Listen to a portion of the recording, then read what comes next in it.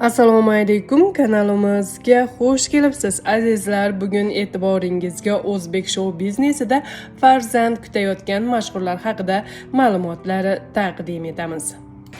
Xonanda Afruza ilk marta ona bo'ladi. Bu haqda uning Instagramga joylagan video lavhalari orqali bilish mumkin. Insta bloger Madina Karimova esa yaqin kunlarda ona bo'ladi. U turmush o'rtog'i bilan tushgan fotosuratlarini tez Instagram sahifasiga joylab bormoqda. 3 farzandning onasi Malika Ravshan va yaqinda 4-marotaba ona bo'ladi. Bu haqda u Instagram sahifasida ma'lum qildi. Xonanda Umidaxon Hajiyeva ham 2-marta onalik baxtiga sazovor bo'ladi. Uning bir nafar o'g'il farzandi bor.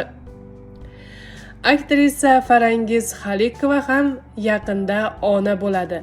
Hayit uchun joylagan video lavhasida buni bilish mumkin.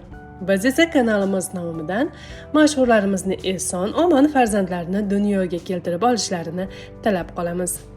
Kanalimizni kuzating va yulduzlar hayotidagi eng son yangiliklardan xabardor bo'ling.